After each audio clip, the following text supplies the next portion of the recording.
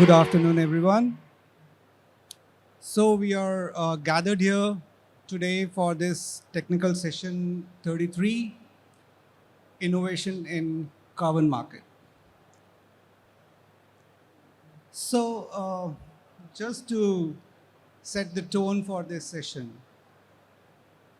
basically introducing myself, my name's Ashish Rana. I'm currently working with Reliance Industries Limited, and I'm an energy economist.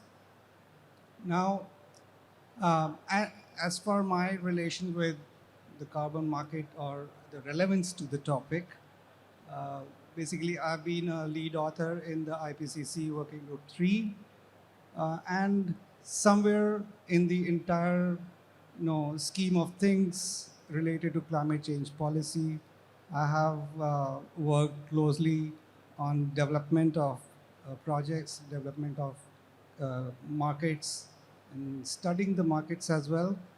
But my primary focus is on the long-term outlooks for energy. And that's where my role is. Enough of myself.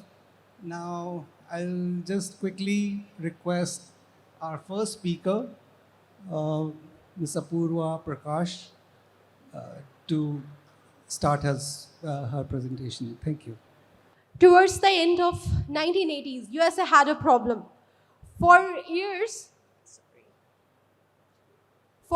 its power plant and other utilities were producing large amount of sulfur dioxide, which was falling back on Earth as acid rain, which was again damaging infrastructure, aquatic animals, and environment adversely. And the industries, they did not have any incentive to cut down on emissions. What then American government launched an experiment of cap and trade, where they forced the polluters to pay for their SO2 emissions. 8 years later, in Eastern America, acid rain levels fell by 20%, and a new way of cutting emissions was born. Hello, I'm Apoorva Prakash, Senior Manager NTPC, and I have three beautiful people. I'm the author, and my friends, three beautiful people, Hariom, Tushar, and Lakshmi, have co-authored this paper along with me.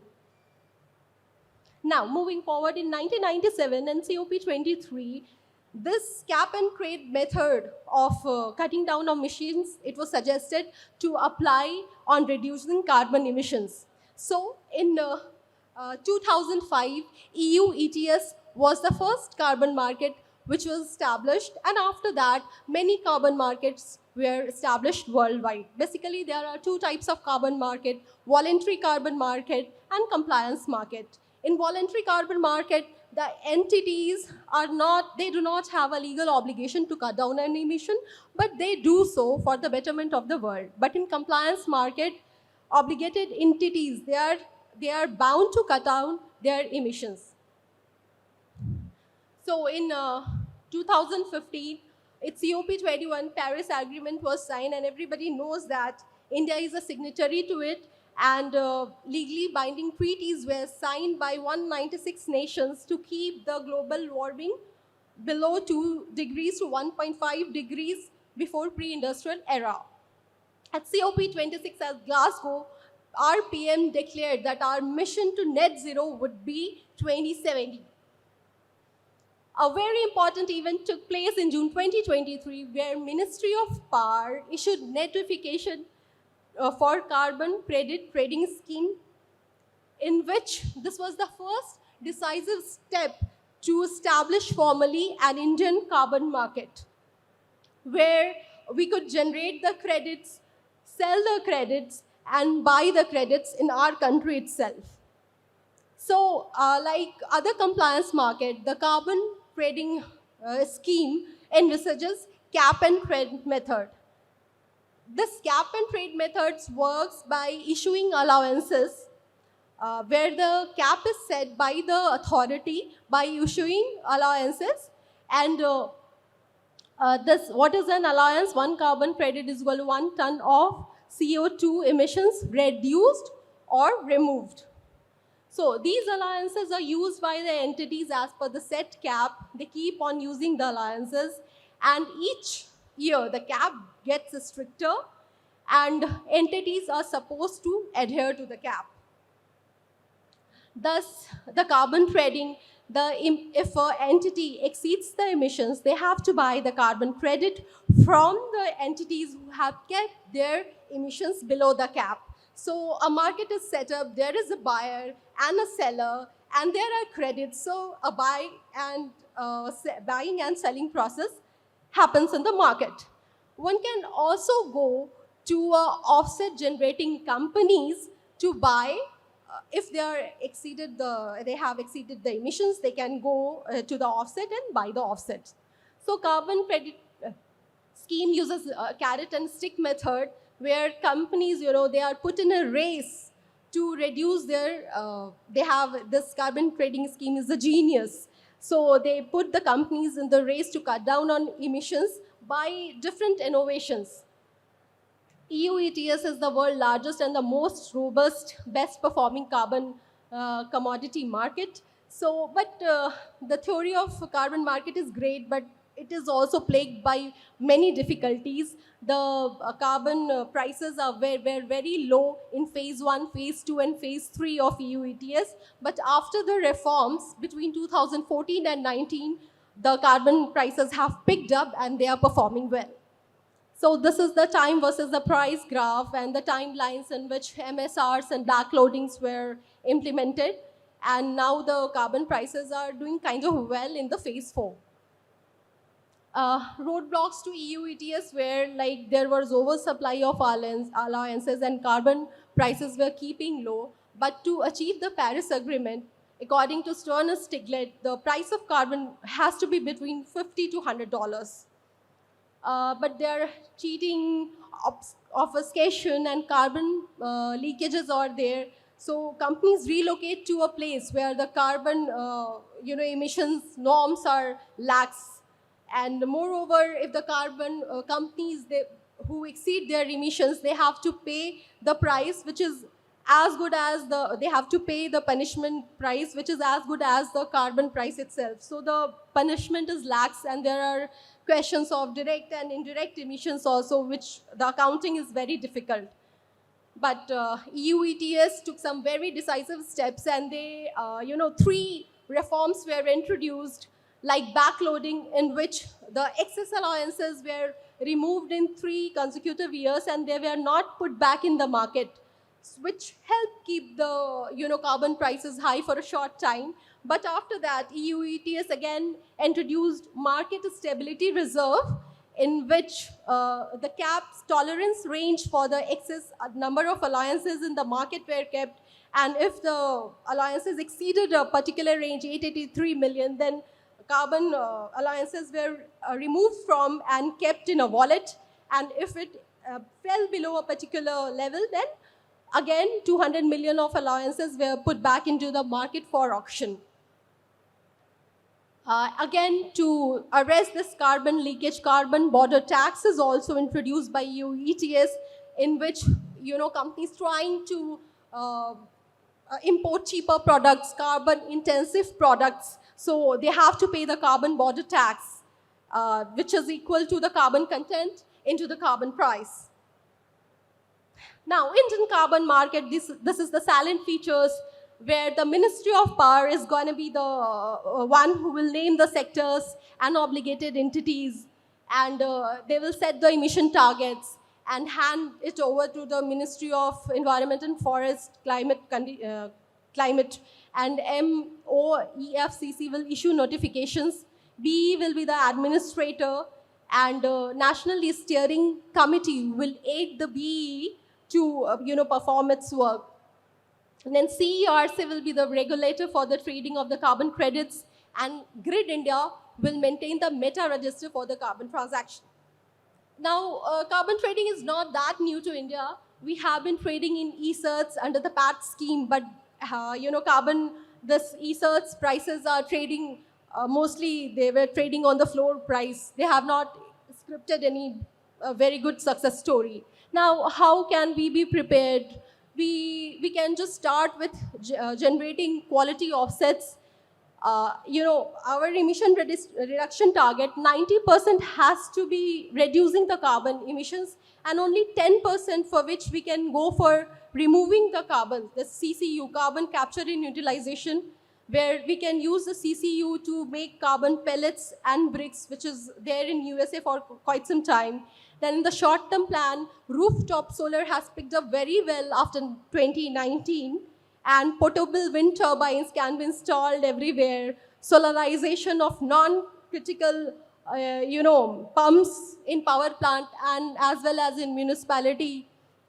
We can follow the PM Kusum program, and also we can, in the long-term program, we can go for one sun, one world, one grid, as per envisaged by PM of India. And we can also go for, if the carbon prices keep well and this is competing in the market, we can also go for gas power plants, which is, much more efficient and produce 50% emissions as that of conventional coal power plants. Then, we can go for different timeline suggestions, like we can divide our industry in micro, small, medium, and large, where free alliances are always there for the micro and small, and 50% alliance by auction can be given up 2 years after the scheme implementation, and all the alliances are to be allocated by auction only for medium and large after 4 years of scheme implementations. Then also we can implement MSR technique and carbon border tax, and we can go into the secondary market after 5 years of the scheme implementation. And we can go for the MSR after 3 years of scheme implementation, and carbon border tax also after 4 years of scheme implementation. That way we don't have to wait like 15 years for the reform. We can just keep the carbon prices, stable, so that we have a vibrant carbon market always. This is the MSR technique, which was diagrammatically explained before. And also in the MSR technique, now reforms are being suggested, and which is more dynamic and responsive, and proportional intake of alliances, that is a particular percentage of total number of alliances in circulation by total threshold limit, and revision of the threshold with the cap, which is not being done in EU ETS, but it is being suggested now that our threshold has also to be revised with the cap, because the cap is always getting stricter, so the threshold accordingly has to be revised. Now, our paper also suggests that very friendly portal has to be there, where one can log in and directly have the whole carbon market in front of its desk, like individual login, business login, number of, everybody can have the information about the, if it is an individual business login, then alliance balance of obligated entities, offsets purchased and sold, net credit of obligated entities. For the common information, we can give to what is carbon trading, countries are emission, present and future goals, list of obligated entities, cap set for the obligated entities. These information should be there for the general public on the same portal. Now, again, if somebody wants to sell the offsets, then offsets also, how to start with the business, there should be a guidance. Then list of aggregated entities by BE, that should also be there. Then online, if somebody wants to get the offsets verified, then online tracking ID should also be there. One can just click on and pay the fees to the list of verifying agencies. They can come and they can verify the offsets. Like, yeah. Then account info, and somebody logins like micro small, they can have the information what offsets were purchased and sold, account summary and something like that. And if we enter the secondary market, then it should be just like a share market. We can also enter the secondary market, where public can be roped in, and they can also contribute to the net zero goal. Now, a successful setting of carbon market would unleash the bullish spirit and would reduce the implementation cost of our nationally determined contributions as much as by 250 billions by 2030. And that is really mind-boggling if the carbon credit trading scheme is implemented and there is a homogeneous rule worldwide, then this is very helpful. And lastly, the policy makers will have to set the rules, enforce, and make it loud and clear that this carbon trading is not a, greenwashing, frivolous exercise, nudge, nudge, wink, wink. But this is really as serious as paying income tax. Income tax, that is, I think, the most stringent rules where all the salaried people have to, just pay their income tax. So, and I'm very confident this Bharat will come out with flying colors. And lastly, with few lines written that from a world that pumps in 40 billion of tons of carbon dioxide to net zero, the path of energy transition is tough and long. But as more hands join, the reality of green transition would not be wrong. Humanity as it is at stake, maybe an integrated, successful carbon market helps reverse the fate. Thank you. Thank you so much. Thank you, Apoorva. That was a very nice presentation. May I have a round of applause for her once again? Some very thoughtful statements there, and she's really laid down the what's the landscape out there. So with that, we'll take the Q&As towards the end of the sessions after all the speakers have done their presentations. So we'll wait for that time. So may I now call upon the next speaker, Shruti Sharma. So Shruti's topic is about developing a LPG carbon credit framework, exploring frontiers with the Indian carbon market and green credits program. Shruti, 15 minutes for you. Yes. I'm Shruti, and I work as a research analyst at the Council on Energy, Environment and Water. I'm joined by another co-author of this presentation, Mr. Roshan Wathore, who's in the audience amongst us today. He works as a scientist at CSIR NED and we're here today to talk about developing a carbon credits framework for LPG and exploring frontiers with the Pradhan Mantri Ujjwala program. This study is a result of joint efforts between CEW and CSIR NED.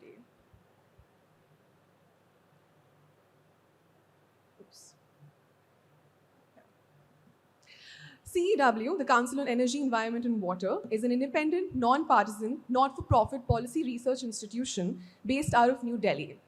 It's consistently ranked as a top global think tank devoted to research on all matters affecting the use, reuse, and misuse of resources.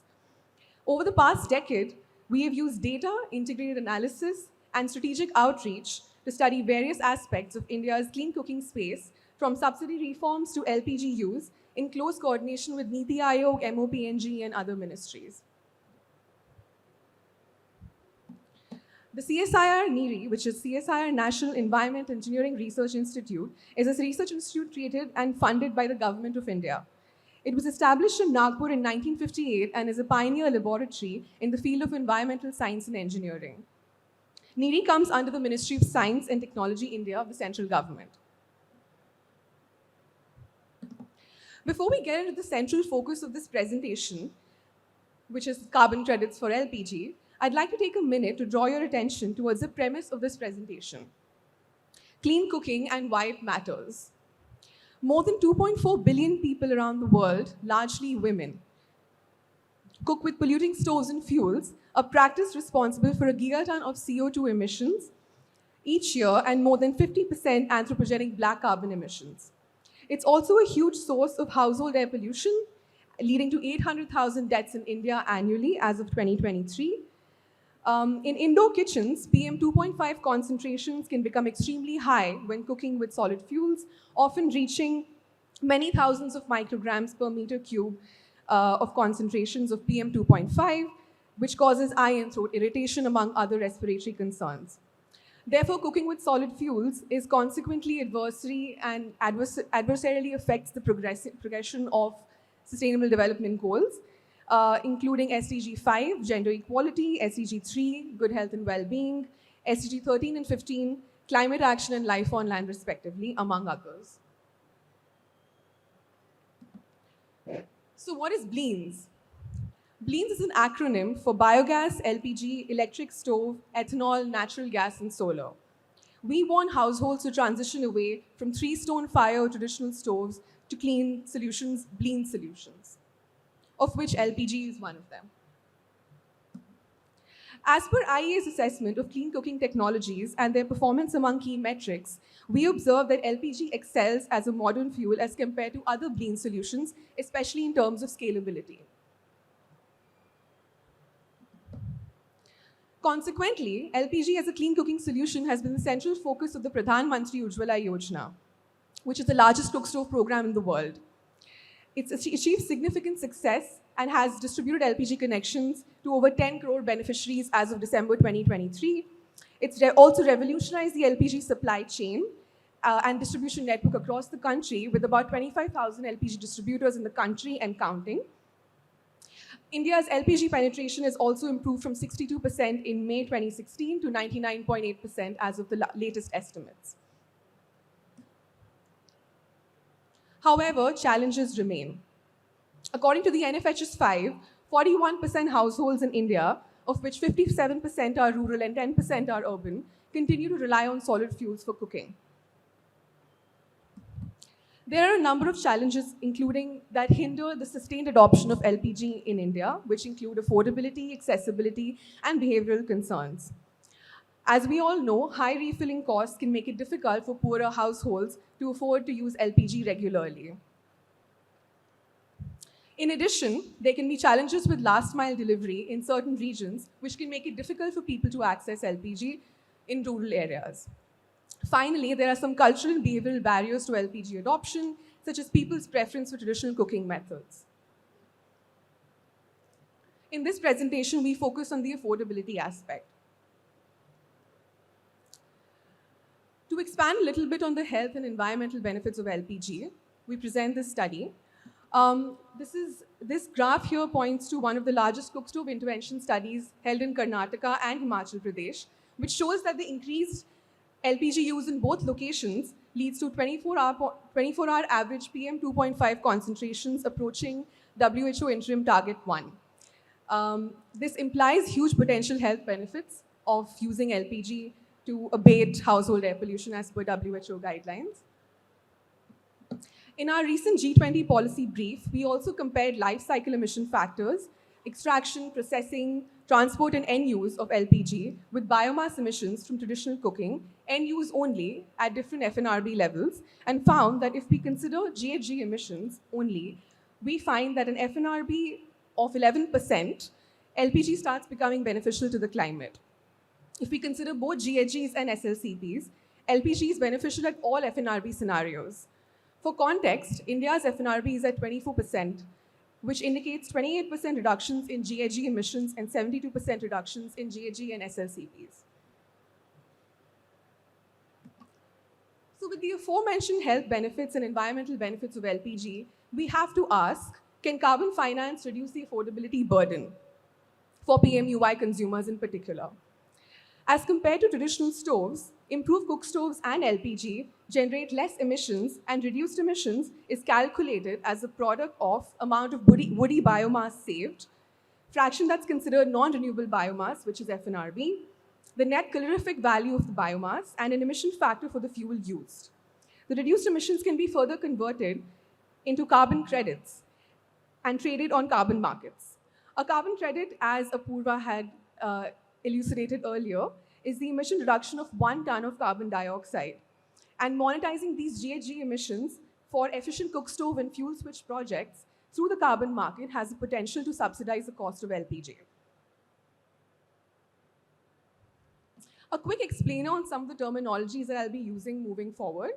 These factors are currently in use for quantification of carbon credits for clean cooking. Adoption rates refers to the percentage of distributed stoves actually in use. Usage rate refers to the percentage of meals cooked using the project stove. Stacking rates refers to the percentage of meals cooked using baseline stoves in tandem with the project stove. Fraction of non-renewable biomass, FNRB, measures the relative amount of wood that is harvested beyond the landscape's natural rate of regeneration. Emission factors are the carbon dioxide equivalent emissions of the fuel used, whether that's a clean fuel or a dirty fuel. Fuel consumption refers to the amount of cooking fuel used by project households before and after obtaining the project stoves. And rebound effects refers to an increase in households' overall cooking energy consumption with an access to an improved stove, including LPG. So our energy calculations show that one cylinder can save up to 178 kgs of wood. Using state-wise PMUI sales data for financial year 22-23, we estimated that the wood savings and corresponding emissions avoided are as follows. The data shows potential to save about 60 megatons of wood and reduce GHG emissions by over 27%.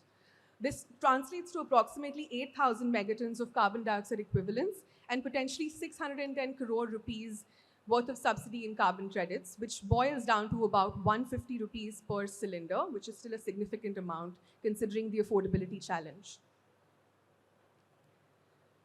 That being said, as Apoorva also mentioned earlier, there are some challenges that exist in the carbon markets currently, and they also are present in current carbon finance methodologies for calculating carbon credits for clean cooking projects.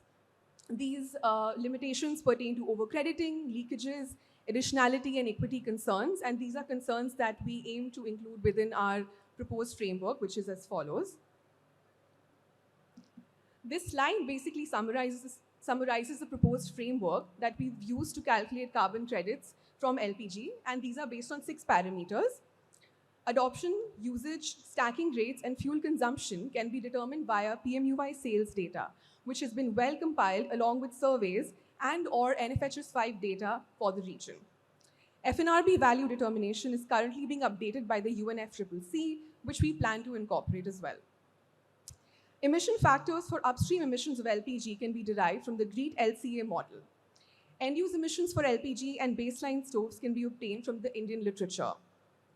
GWP values will be taken from the latest IPCC reports. Firewood charcoal conversion factors, if applicable, would be taken from Floes et al. 2023.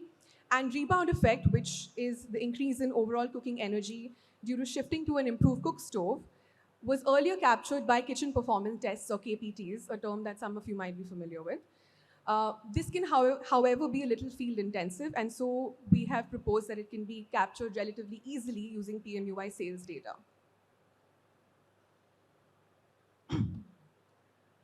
So therefore, there are a number of steps that we can take and are taking to make the methodology for carbon credits calculation more robust and transparent. We need to prioritize fuel switch projects and accurately quantify their emissions reductions. This will help to ensure that the credits that are being generated from these projects are real and quantifiable. We also need to develop more conservative estimates of emissions reductions, which will help to ensure that credits are not overvalued, which is a current problem in the Indian scenario and international scenario as well. Finally, we also need to improve the monitoring and verification of emissions reductions. This will help to ensure that the credits that are generated are being generated from legitimate projects. And by taking these steps, we can ensure that the carbon credit methodology for LPG as well as other clean cooking fuels becomes more credible and effective. This also will help to attract more investment for clean cooking projects within India, and that's the overall goal.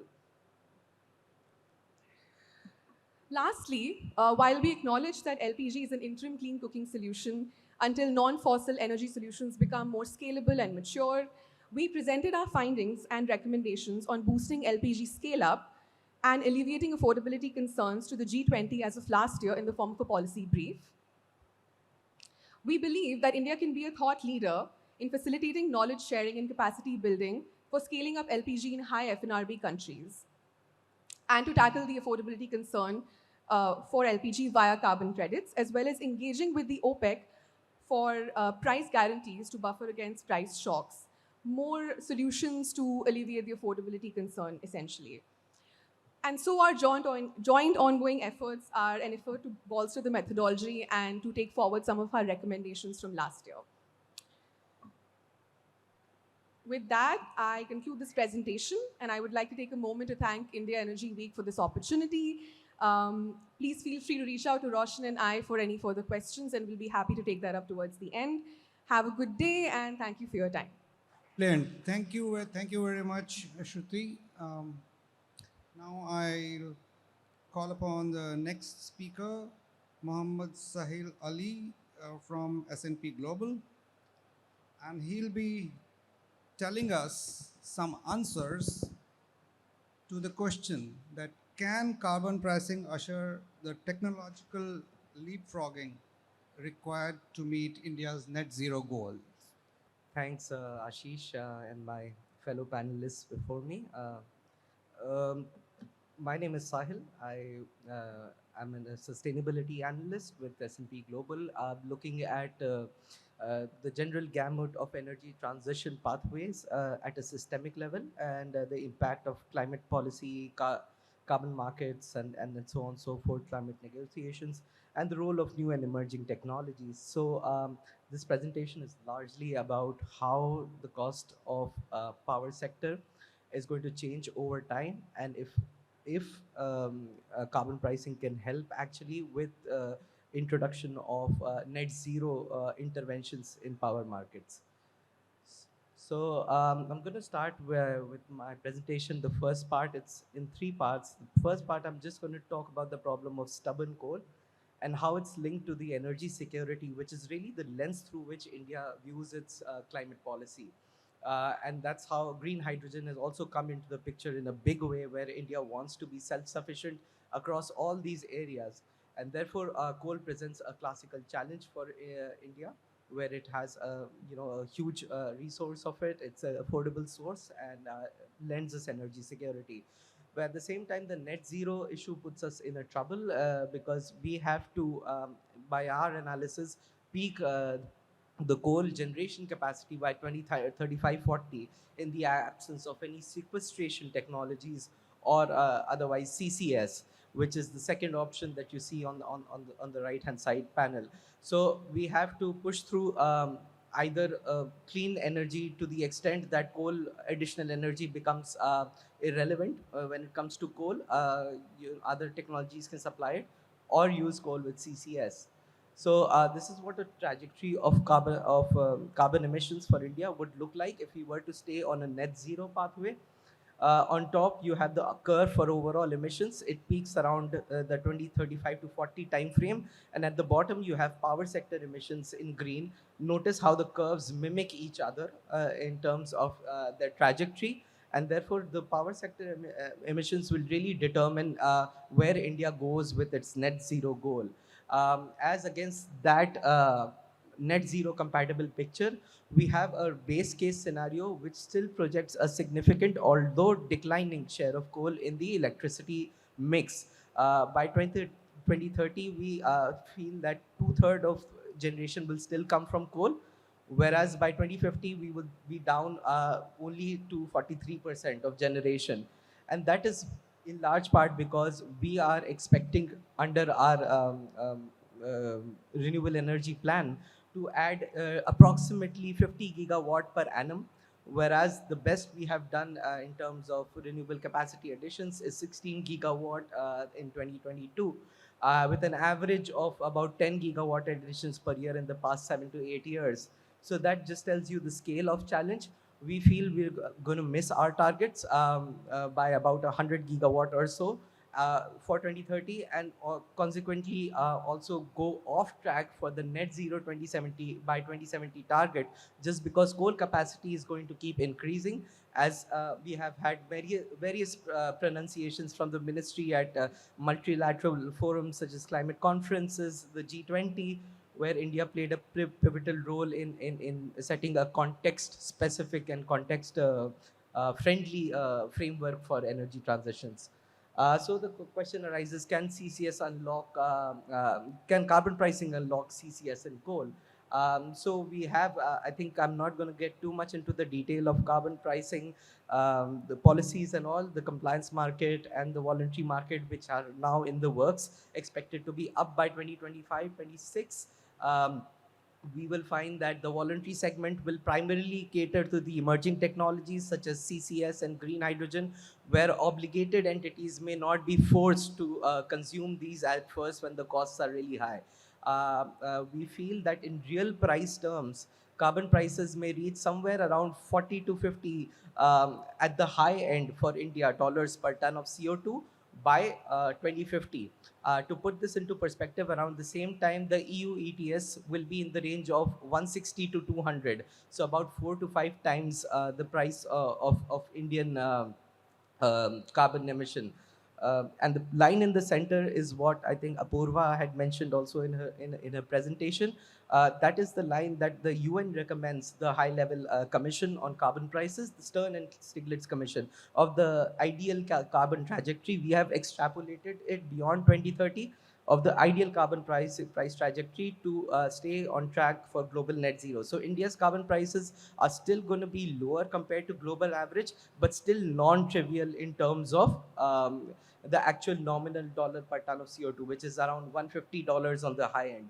So at the high end of carbon prices, what you will find is that the purple curve at the top, which is a standard supercritical plant with CCS, that asymptotically approaches the shaded area, which is the cost of coal-based power under various carbon pricing scenarios, low, medium, and high. So at the higher end of that shaded region, you see that asymptotic approach around the 2040 to 2045 time frame.